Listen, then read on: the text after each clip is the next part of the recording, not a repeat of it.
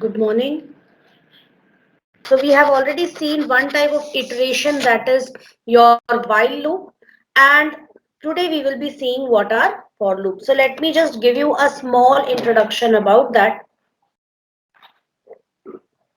So students, when I talk about for loop, it is a bit different. It also does repetition of code, but it is a bit different from the while loop, right?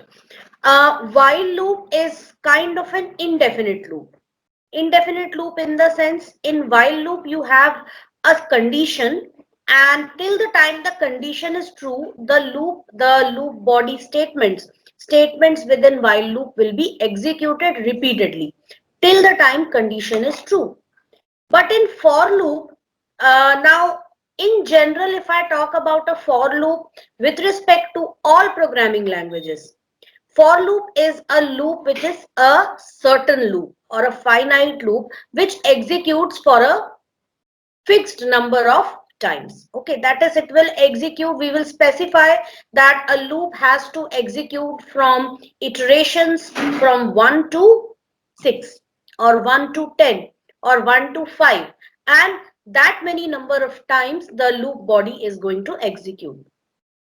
In some certain programming languages like C++, Java and all, and most languages which are based on the basic structure of C++ language, what happens is for loop can be modified to be used as a finite loop also, that is as a definite loop also, and as well as an indefinite loop.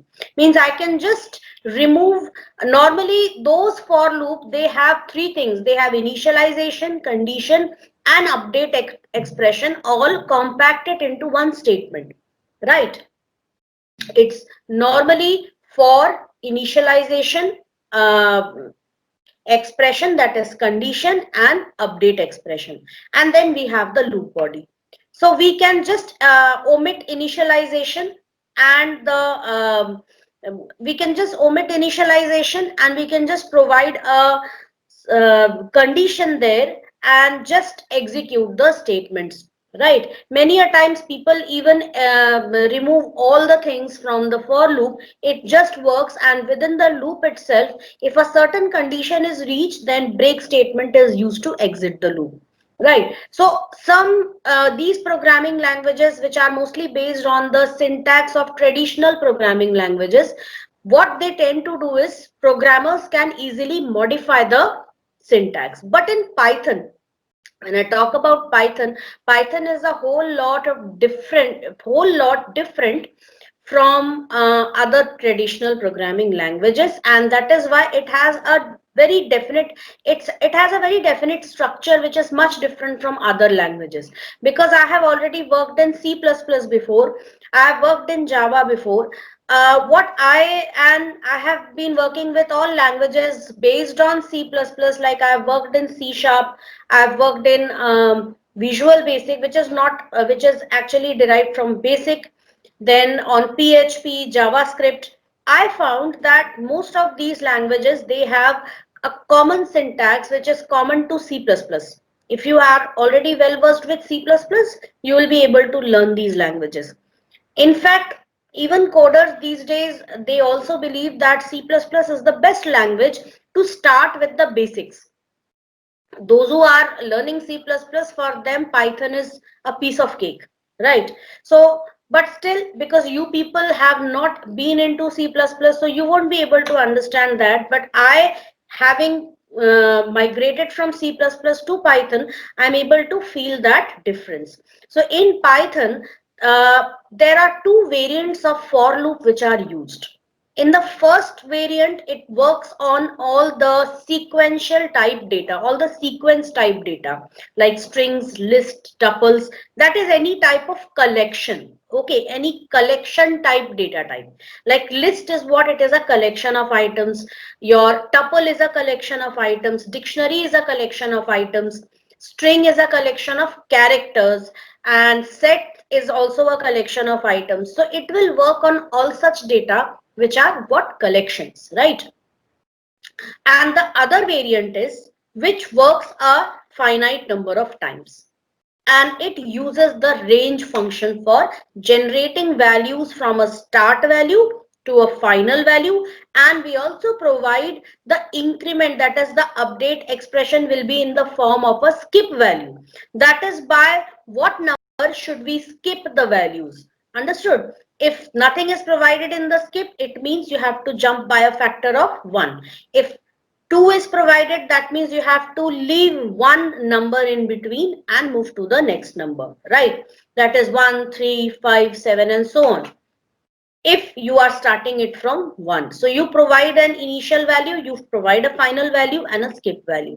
So these are the two formats of for loop which we are going to study.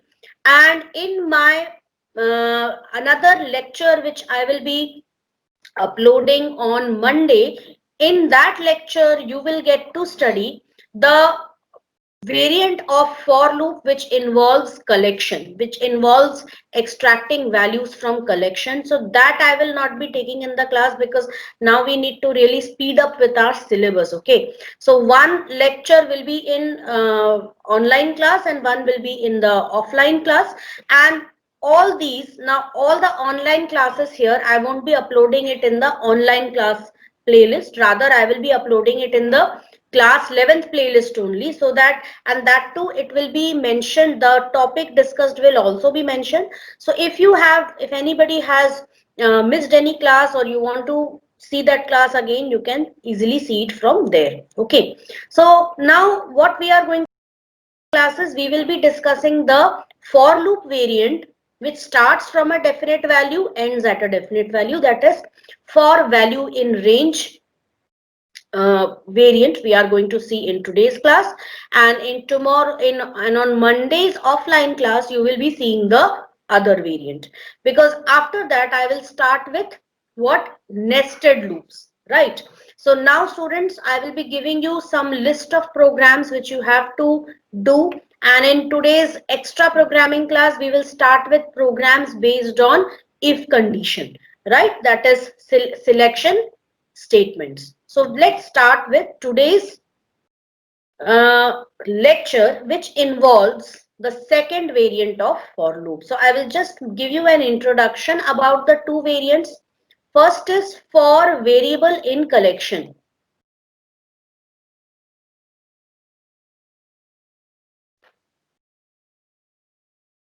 Statements, right? So this is the one which I have discussed in the offline lecture, which you will be watching on Monday. And today I will be discussing this.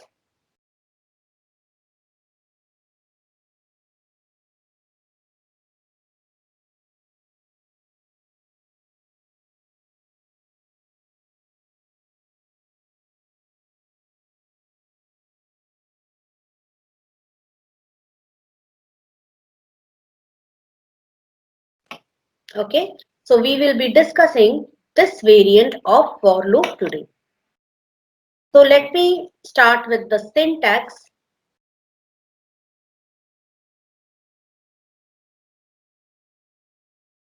For variable, when I write something within angular brackets, it means that it is a user defined identifier. Okay, for variable in range,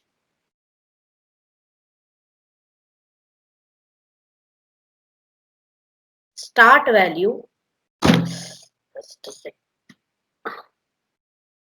start value, stop value, and skip value. Please write this in your copies, followed by a colon and group of statements. You can have one statement, you can have more than one statement.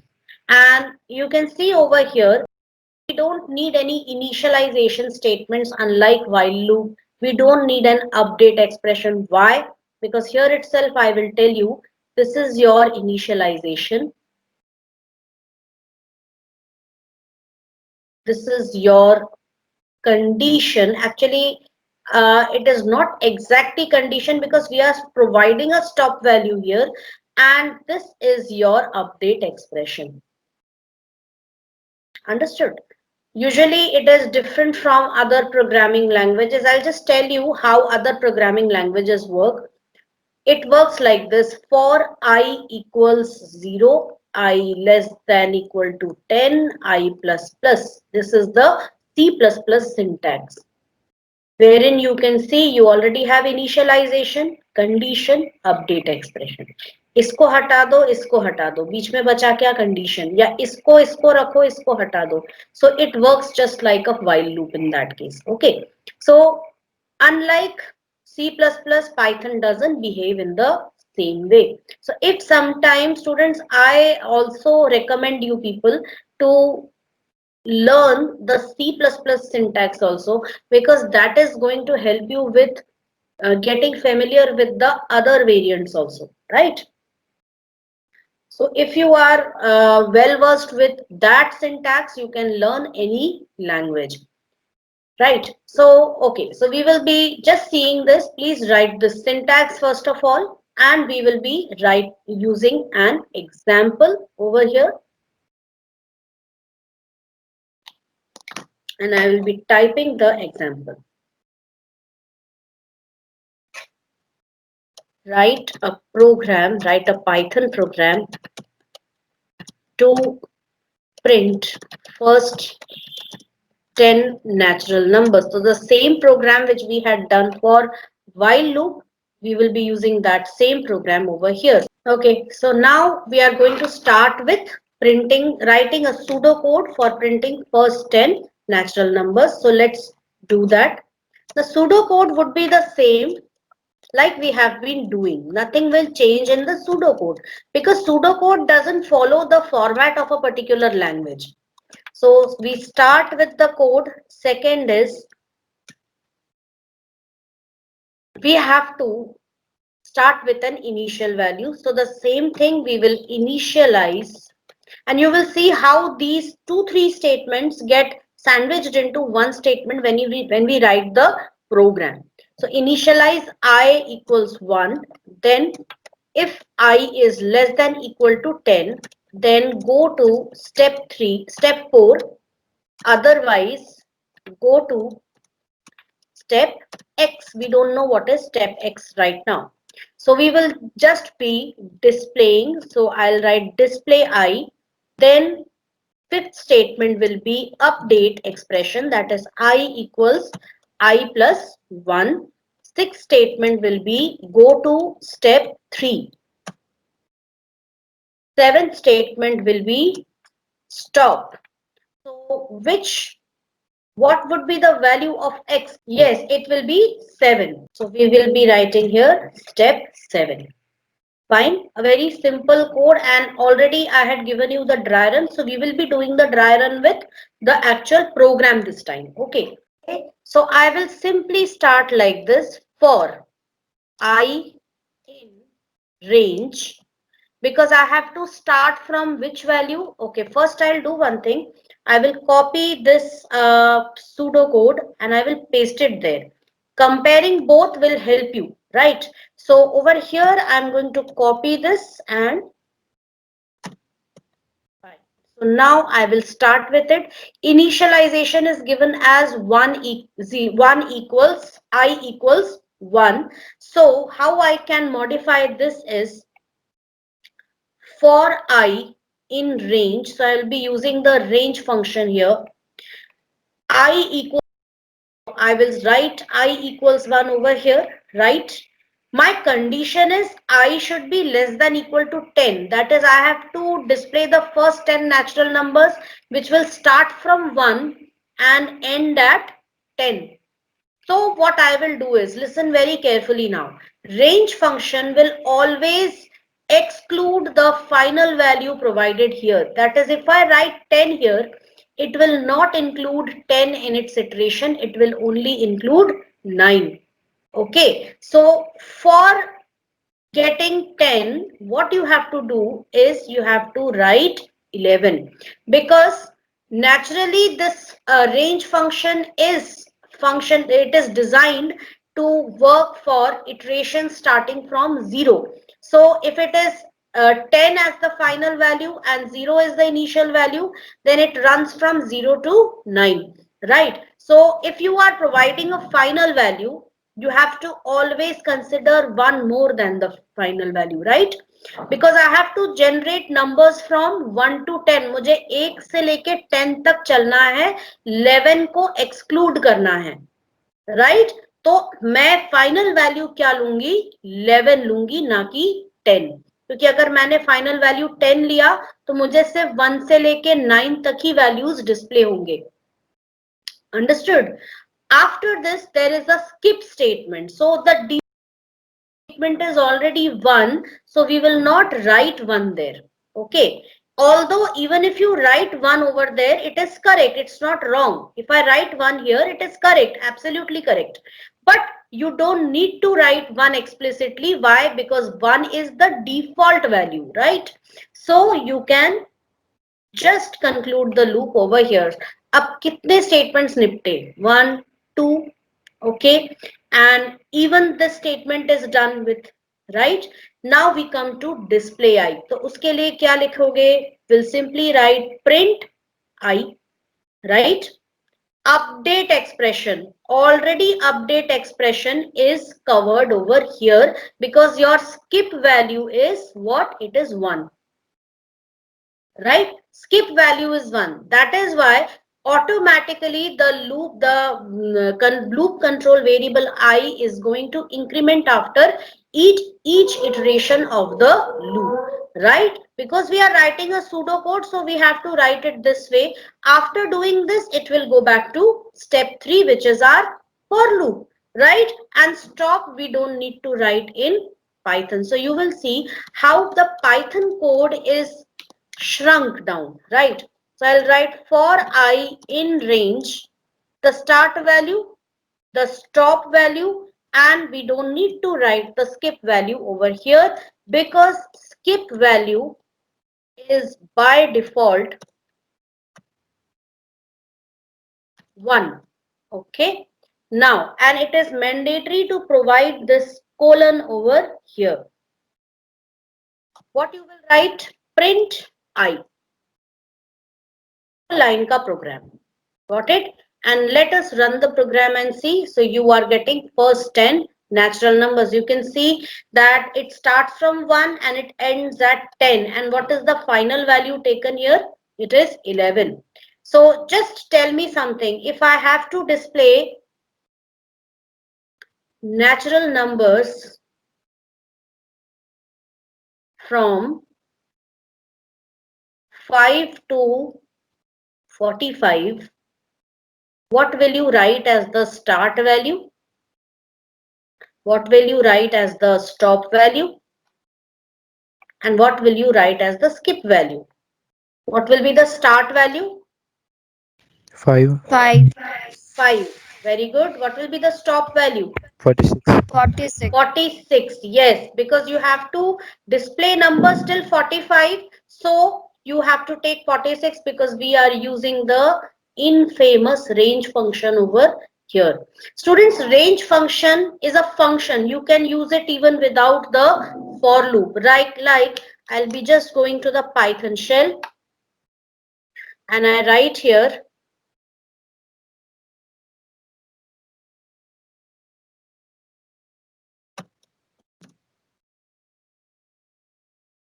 just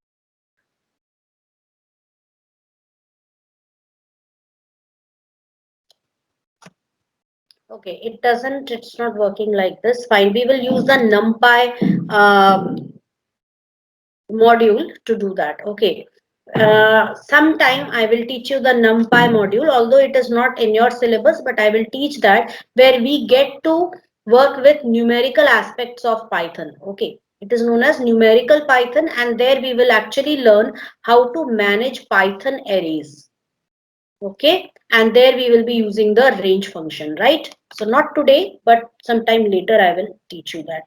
Okay, now what I want you to do is I want you to generate same question, even numbers between 1 and n.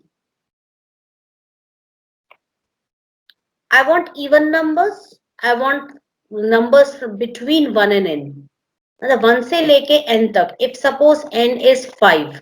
So how many even numbers will be within this? 2, 4, only these two values. So these two values should be displayed. So how will you start this? What should be our start value? Start will be 1. Okay. What should be our stop value? If suppose you are giving the n, that is the last value, as 20. 20 is an even number, right?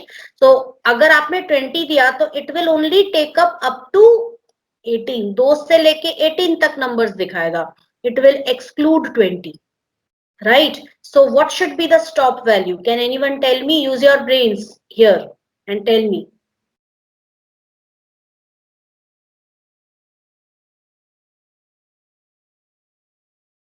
What will be stop? What will be skip?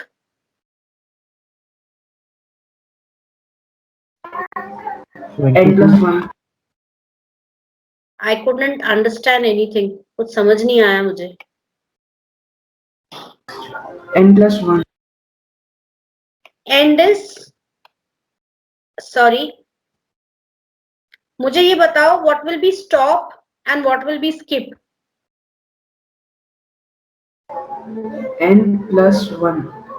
Okay, yes, now it is clear. Okay, because we are on an online platform, I couldn't make out. You just quickly said something. I could hear endless one.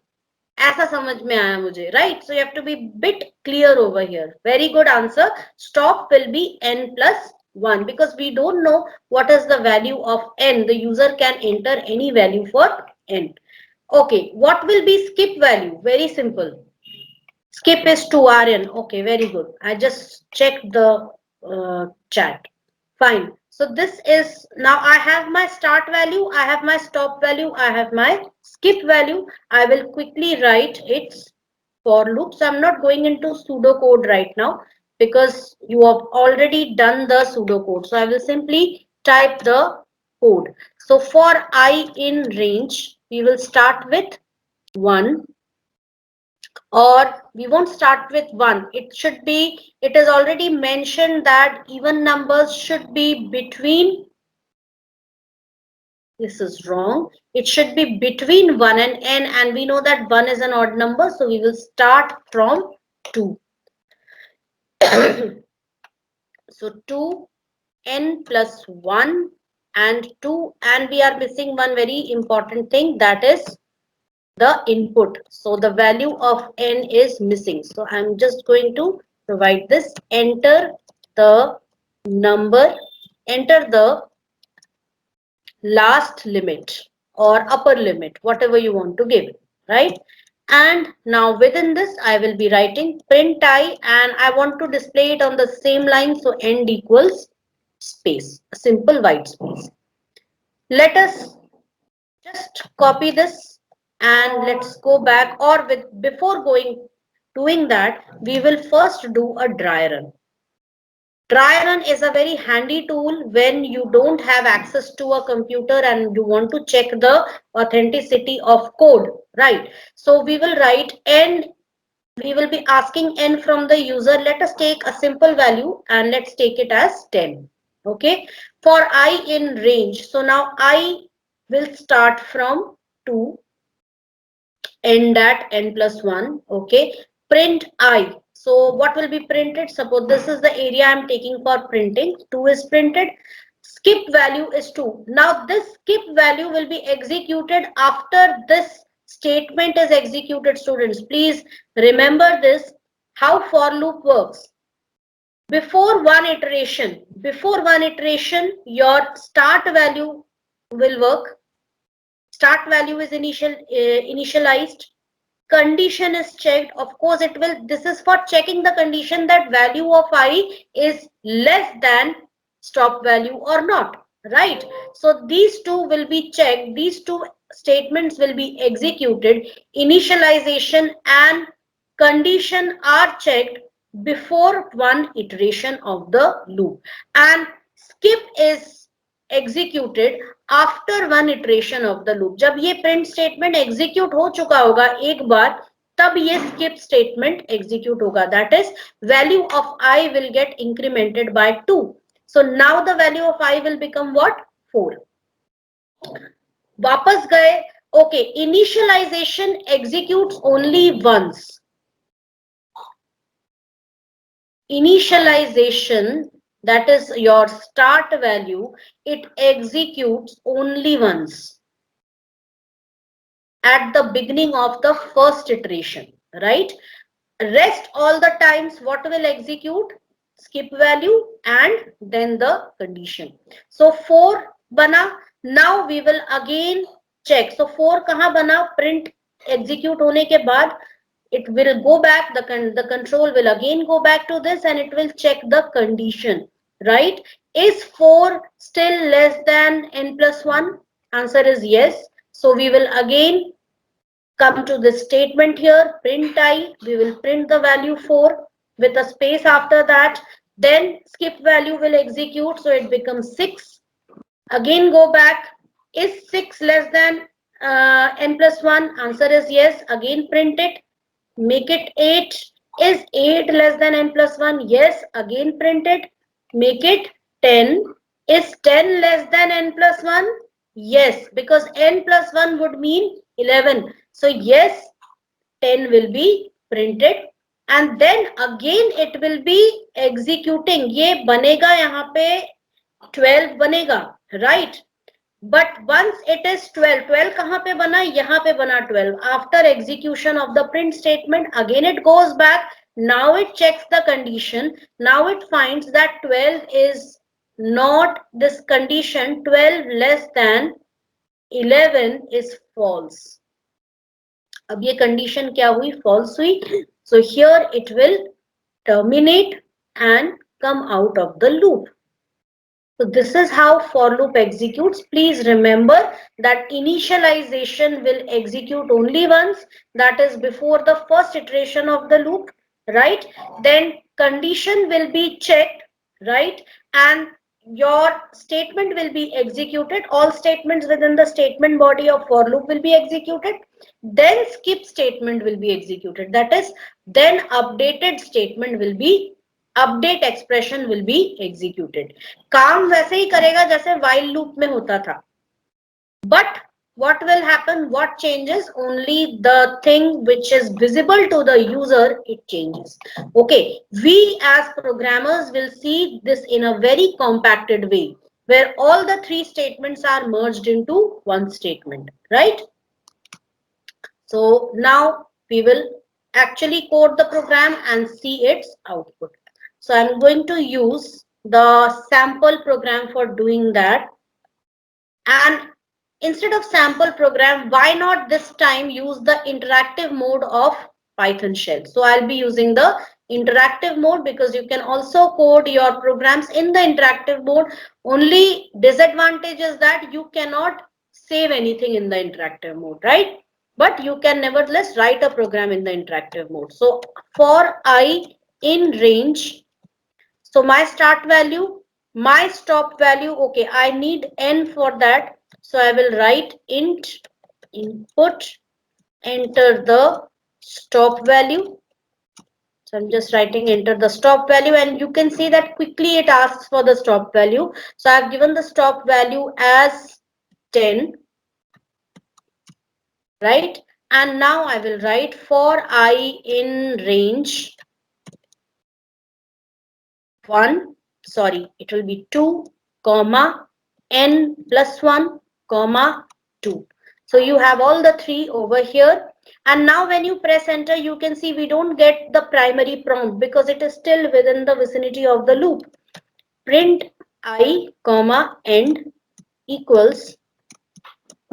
Now, when you press enter, it will take you to the next line because it is expecting you to insert another statement within the loop body, but we don't want it. So what we can do is press backspace and press enter and you will see the output is there. So this is how quick, if code is very small, if it's a very small piece of code, you can run it quickly and check it in the interactive mode. Otherwise, you will be doing it in the script mode, right? So now if you have your IDEs in front of you, in the interactive mode itself, print the natural numbers between 1 and n. So I'm just writing the question here.